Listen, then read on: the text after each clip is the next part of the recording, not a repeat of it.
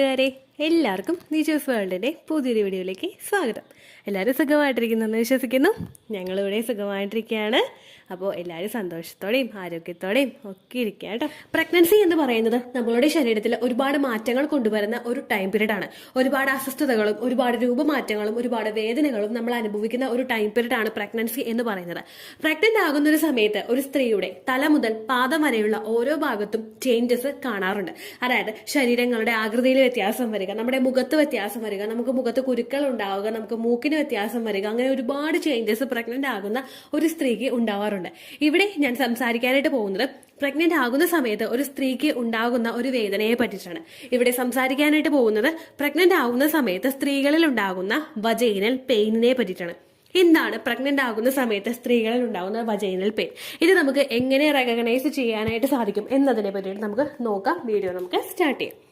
Vagina എന്ന് പറയുന്നത് നമ്മുടെ ഒരു പ്രഗ്നൻസി സ്റ്റാർട്ട് ചെയ്യുന്നത് നമ്മുടെ വജൈനയിൽ നിന്നാണ്. ആ ഒരു ജേർണി സ്റ്റാർട്ട് ചെയ്യുന്നത് അവിടെ നിന്നാണ്.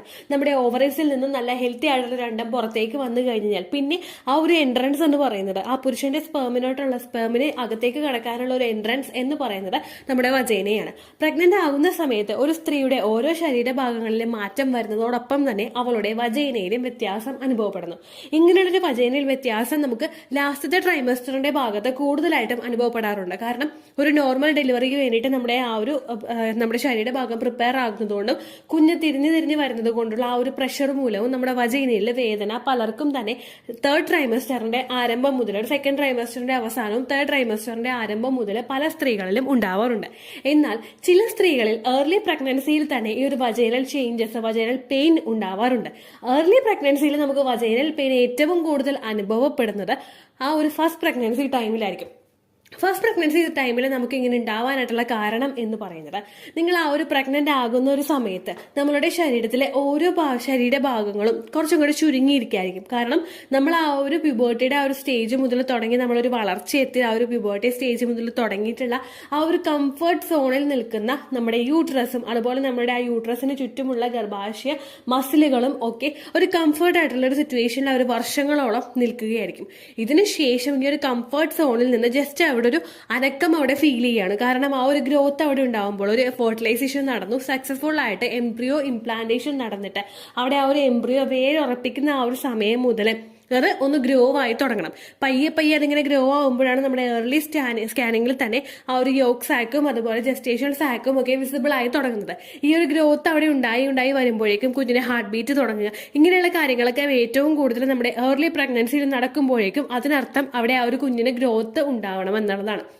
ഈ ഒരു ഗ്രോത്ത് അവിടെ ഏർലി സ്റ്റേജിൽ ഉണ്ടാകുന്നതിന്റെ ഭാഗമായിട്ട് ഈ ഒരു ഉണ്ടാകുന്ന സമയത്ത് നമ്മളുടെ ശരീരത്തിൽ റിലാക്സിൻ എന്നൊരു ഹോർമോൺ പ്രൊഡ്യൂസ് ആവുന്നുണ്ട്. ഈ റിലാക്സിൻ എന്നൊരു ഹോർമോൺ ശരീരത്തിൽ പ്രൊഡ്യൂസ് ആകുന്നത് നമ്മുടെ മസിൽസിനെയും അതുപോലെ നമ്മുടെ ആ ഒരു ശരീരഭാഗങ്ങളെയും ഒന്ന് എക്സ്പാൻഡ് ചെയ്യാനായിട്ട് സപ്പോർട്ട് ചെയ്യാൻ വേണ്ടിയിട്ടാണ്. ഇതൊന്ന് എക്സ്പാൻഡ് ചെയ്യുന്നതിന്റെ ഭാഗമായിട്ട് നമ്മുടെ ആ ഒരു ചുരുങ്ങി നിന്നിരുന്ന നമ്മുടെ ആ ഒരു യൂട്രസ് അതൊന്ന് എക്സ്പാൻഡ് ചെയ്യാനായിട്ട് തുടങ്ങുന്നതിന്റെ ഭാഗമായിട്ട് റിലാക്സിൻ ഹോർമോൺ അവിടെ പ്രൊഡ്യൂസ് ആകുമ്പോഴേക്കും നമ്മുടെ ഫസ്റ്റ് പ്രഗ്നൻസിയിൽ ഈ ഒരു മാറ്റം നമ്മൾ അങ്ങോട്ട് പ്രതീക്ഷിക്കുന്നില്ല. കാരണം അത്രയും കംഫർട്ടായിട്ട് നിൽക്കുന്ന നമ്മുടെ യൂട്രസിന് ഈ ഒരു മാറ്റം ആ ഒരു ഏർലി സ്റ്റേജിൽ അങ്ങോട്ട് ഉണ്ടാവില്ല. അപ്പൊ ആ ഒരു ഫസ്റ്റത്തെ ഒരു മാറ്റം നമുക്ക് അങ്ങ് ഉണ്ടാവുന്നതിന്റെ ഭാഗമായിട്ട് നമ്മുടെ ഇടുപ്പിന്റെ ഭാഗം, നമ്മുടെ ബാക്ക് പെയിൻ, അതുപോലെ തന്നെ ഒരു വ്യത്യാസം ഉണ്ടാകുന്ന ശരീരഭാഗമാണ് നമ്മുടെ വജൈന എന്ന് പറയുന്നത്. ഈ ഏകദേശം നമുക്ക് ഈ ഒരു വേദന അനുഭവപ്പെടുന്നത് നമ്മുടെ അടിവയറിന്റെ ഭാഗത്തായിട്ട്, അടിവയറിന്റെ ആ ഒരു സ്റ്റാർട്ടിങ് മുതൽ വജൈനയുടെ ആ ഒരു സ്കിന്ന് ഓപ്പണിങ് അവിടെ ഉണ്ടാവില്ലേ, ഈ ഒരു സ്റ്റേജിൽ ആ ഒരു ഭാഗത്തായിരിക്കും നമുക്ക് വേദന അനുഭവപ്പെടുന്നത്. നമുക്കിങ്ങനെ കുത്തുന്നത് പോലുള്ള ഒരു വേദന, ഉള്ളിൽ നിന്ന് എന്തൊക്കെയോ വെച്ച് ഇങ്ങനെ കുത്തുമ്പോൾ നമുക്കൊരു ജസ്റ്റ് ഒരു സൂചി കുത്തുന്നത് പോലുള്ള ഒരു വേദന അനുഭവപ്പെടില്ലേ, ഇങ്ങനെ ഒരു വേദനയായിരിക്കും പല സ്ത്രീകൾക്കും ഏർലി പ്രഗ്നൻസിയിൽ അവരുടെ വജൈനയുടെ ഭാഗത്ത് ഫീൽ ചെയ്യുന്നത്. നമ്മുടെ യൂട്രസ് എക്സ്പാൻഡ് ആവുന്നതിന്റെ ഭാഗമായിട്ട് അവിടെ മസിൽസ് ഒക്കെ ഒന്ന് സ്ട്രെച്ച് ആകുന്നതിന്റെ ഭാഗമായിട്ട് നമുക്ക് ലോവർ ബാക്കിൽ വേദന ഉണ്ടാവുമെന്ന് ഞാൻ പറഞ്ഞിട്ടുണ്ടായിരുന്നു. അതുപോലെ നമുക്ക് ഇടുപ്പിലും പെൽവിക്കിന്റെ ഭാഗത്തും വേദന ഉണ്ടാകും എന്ന് പറഞ്ഞിട്ടുണ്ടായിരുന്നു. ഈ ഓരോ ഭാഗങ്ങളും പരസ്പരം റിലേറ്റഡ് ആണ്. അതുകൊണ്ട് തന്നെ ഈ ഭാഗങ്ങളിൽ ഉണ്ടാകുന്ന വേദന, നമ്മുടെ പെൽവിക്കിന്റെ ഭാഗത്ത് വേദന വന്നു കഴിഞ്ഞാൽ അത് ആ ഒരു വേദനയും പ്രഷറും എളുപ്പത്തിൽ തന്നെ നമ്മുടെ ആ ഒരു വജൈനയുടെ ഓപ്പണിങ്ങിലും നമുക്ക് ഫീൽ ചെയ്യാനായിട്ട് സാധിക്കും. ഇത് ചിലപ്പോൾ ആ ഒരു സ്കിൻ സ്കിന്ന് നമ്മുടെ ആ ഒരു ലാബിയ ആ ഒരു പോർഷൻ തുടങ്ങുന്ന ആ ഒരു ഭാഗത്തായിരിക്കില്ല നമുക്ക് വേദന ഉണ്ടാകുന്നത്. നേരെ മറിച്ച് നമ്മുടെ അടിവയറിന് ജസ്റ്റ് താഴെയുള്ള ആ ഒരു വജൈനയുടെ ഭാഗം നമുക്ക് സ്റ്റാർട്ട് ചെയ്യില്ല. നമ്മുടെ രണ്ട് കാലുകൾക്കും ഇടയിലുള്ള ആദ്യത്തെ ആ ഒരു പോയിന്റിലായിരിക്കും നമുക്ക് വേദന അനുഭവപ്പെടുന്നത്. അവിടെ ഇങ്ങനെ സൂചി വെച്ച് കുത്തുന്നത് പോലെയോ അല്ലെങ്കിൽ ഇപ്പൊ നമ്മൾ ഒരു വിരല് വെച്ചിട്ട് നമ്മളിങ്ങനെ അമർത്തി ഒന്ന് കൊടുക്കുമ്പോഴേക്കും നമുക്കൊരു പ്രഷർ അവിടെ ഫീൽ ചെയ്യില്ലേ, ഒരു വ്യത്യാസം നമുക്ക് അവിടെ അനുഭവപ്പെടും, ഒരു പെയിൻ, നമുക്കൊരു അൺകംഫർട്ടബിൾ ആയിട്ടുള്ള ഒരു പെയിൻ നമുക്ക് അവിടെ അനുഭവപ്പെടും. ഇത്തരത്തിലുള്ള വേദനയായിരിക്കും ഏർലി പ്രഗ്നൻസിയിലെ ഒരു സ്ത്രീക്ക് അനുഭവപ്പെടുന്നത്. ഇത് എല്ലാ സ്ത്രീകളിലും തന്നെ ഒരു പ്രഗ്നൻസിയുടെ ഒരു സ്റ്റാർട്ടിംഗ് സ്റ്റേജിൽ ഉണ്ടാവാറുണ്ട്. നമ്മൾ ഇംപ്ലാന്റേഷൻ പെയിനിന്റെ കാര്യം പറയുന്നത് പോലെ തന്നെ നമ്മളിപ്പോൾ ആ ഒരു കാര്യം തന്നെ ചിന്തിച്ചിരുന്നു കഴിഞ്ഞാൽ നമുക്ക് റെക്കഗ്നൈസ് ചെയ്യാൻ പറ്റുന്നതായിരിക്കും ഈ ഒരു വേദന. എന്നാൽ ആ ഒരു കാര്യത്തെ തന്നെ ചിന്തിക്കാനായിട്ട് പറ്റാത്തൊരു സിറ്റുവേഷനിലോ സമയത്തിലോ ആണ് നമ്മൾ നിൽക്കുന്നതെങ്കിൽ നമുക്ക് ഈ ഒരു വേദനയെ അങ്ങോട്ട് റെക്കഗ്നൈസ് ചെയ്യാനായിട്ട് പറ്റില്ല. എപ്പോഴും ഈ വേദന ഉണ്ടാവുമോ എന്ന് ചോദിച്ചു കഴിഞ്ഞാൽ അത് നമുക്ക് കൺഫേം ആയിട്ട് നിങ്ങൾക്ക് എപ്പോഴും ഈ വേദന ഉണ്ടാകും എന്നും പറയാനായിട്ട് സാധിക്കില്ല. ആ ഒരു എക്സ്പാൻഡിങ്ങിന്റെ ഒരു പ്രോസസ്സ് നമുക്ക് നടക്കുന്നതിന്റെ ഭാഗമായിട്ടാണ് ഇത്തരത്തിൽ വേദന അനുഭവപ്പെടുന്നത്. ചിലവർക്ക് ആ ഒരു പെയിൻ പെട്ടെന്ന് തന്നെ റെക്കഗ്നൈസ് ചെയ്യാനായിട്ട് സാധിക്കും. മറ്റു ചിലർക്ക് ആ ഒരു പെയിൻ വന്നു പോകുന്നത് അത്ര എളുപ്പത്തിൽ അങ്ങോട്ട് കണ്ടുപിടിക്കാനായിട്ടും സാധിക്കില്ല. എന്നാൽ ഈ ഒരു പെയിൻ നമുക്ക് കണ്ടു കഴിഞ്ഞാൽ നമ്മൾ ജസ്റ്റ് ആ ഒരു ശരീരത്തിൽ ഒന്ന് കെയർ നമ്മൾ കൊടുക്കണം. കാരണം സെപ്പറേറ്റ് ആയിട്ട് നമ്മൾ എന്തെങ്കിലുമൊക്കെ കാര്യങ്ങളൊക്കെ ചെയ്യുന്നതിന്റെ ഭാഗമായിട്ട് ഇപ്പോൾ ഫുഡൊക്കെ ശ്രദ്ധിക്കുന്നതിന്റെ ആ ഒരു കാര്യത്തിലൊക്കെ നമുക്ക് കുറച്ചൊന്ന് കോൺഷ്യസ് ആയി കഴിഞ്ഞാൽ നമുക്ക് ആ ഒരു പ്രഗ്നൻസിയെ മുൻപോട്ടേക്ക് പിടിച്ചു കൊണ്ടുപോകാനായിട്ട് സാധിക്കും. കാരണം ഇത്തരത്തിലുള്ള ലക്ഷണങ്ങൾ വരുമ്പോഴേക്കും നമ്മളൊരു സപ്പോർട്ട് ശരീരത്തിന് കൊടുത്തു കഴിഞ്ഞാൽ അത് ആ ഒരു എംബ്രിയോ ഇംപ്ലാന്റേഷനെയും അതുപോലെ തന്നെ ഗ്രോത്തിനെയും ഒരുപാട് സഹായിക്കും. ആ ഒരു കാര്യം കൂടി നിങ്ങൾ മസ്റ്റായിട്ട് ശ്രദ്ധിക്കുക കേട്ടോ. ഇനി ഇത്തരത്തിലുള്ള വേദനകൾ നിങ്ങൾക്ക് എപ്പോഴാണ് കണ്ടു തുടങ്ങുന്നതെന്ന് പലരും ചോദിക്കാറുണ്ട്. നമ്മളിൽ എല്ലാ പ്രഗ്നൻസി ലക്ഷണവും ഉണ്ടാവുന്നത് എപ്പോഴാണോ നിങ്ങളിൽ ഇംപ്ലാന്റേഷൻ കഴിയുന്നത് അതിന് ശേഷമായിരിക്കും. ഇംപ്ലാന്റേഷൻ നടക്കുന്നതിന് മുൻപായിട്ട് നിങ്ങൾക്ക് ഒരു തരത്തിലുള്ള പ്രഗ്നൻസിയുടെ ആയിട്ടുള്ള ലക്ഷണങ്ങളോ അവിടെ ഉണ്ടാവില്ല.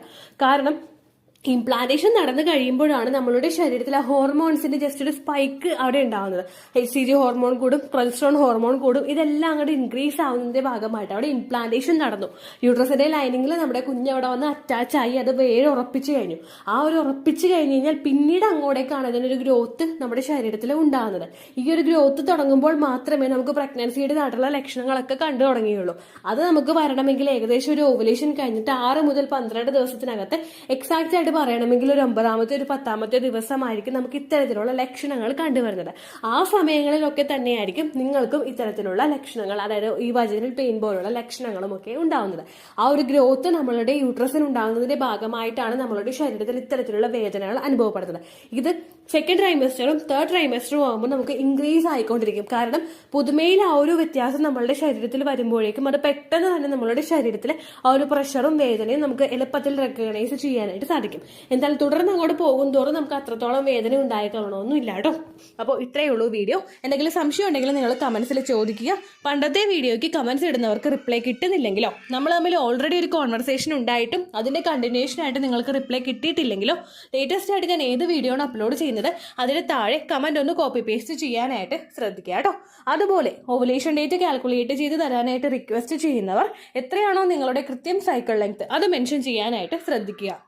സൈക്കിൾ ലെങ്ത് എന്നതുകൊണ്ട് ഉദ്ദേശിച്ചത് ഓരോ മാസവും എത്ര ദിവസം കൂടുമ്പോഴാണോ ബ്ലീഡിങ് വരുന്നത് അതിനെയാണ് കേട്ടോ ഉദ്ദേശിച്ചത്. അതായത് ജനുവരിയിൽ നിങ്ങൾക്ക് ഒരു 1-ാം തീയതിയാണ് ബ്ലീഡിങ് വന്നതെങ്കിൽ, ഫെബ്രുവരിയിൽ നിങ്ങൾക്ക് 2-ാം തീയതിയാണ് ബ്ലീഡിങ് വരുന്നതെങ്കിൽ, ജനുവരി 1-നെ ഡേ 1 ആയിട്ട് എടുത്ത് ഫെബ്രുവരി 2 വരെ എത്ര ദിവസമുണ്ടോ അത് എണ്ണി പറയുന്നതാണ് സൈക്കിൾ ലെങ്ത് എന്നതുകൊണ്ട് ഉദ്ദേശിച്ചത് കേട്ടോ. ബ്ലീഡിങ് നടന്ന ദിവസം നിങ്ങൾ എടുത്താൽ മതിയാകും. സ്പോട്ടിങ് നടന്ന ദിവസം, അതായത് ചെറുതായിട്ടുള്ള ബ്രൗൺ ഡിസ്ചാർജോ ബ്രൗൺ കളറുള്ള സ്പോട്ടിങ്ങോ വന്ന ദിവസം നിങ്ങൾ എടുക്കുക ആവശ്യം ഇല്ല കേട്ടോ.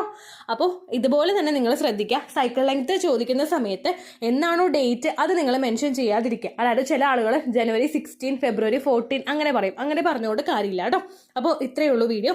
അടുത്തൊരു യൂസ്ഫുൾ വീഡിയോ ആയിട്ട് നമുക്ക് വീണ്ടും കാണാം. ബൈ.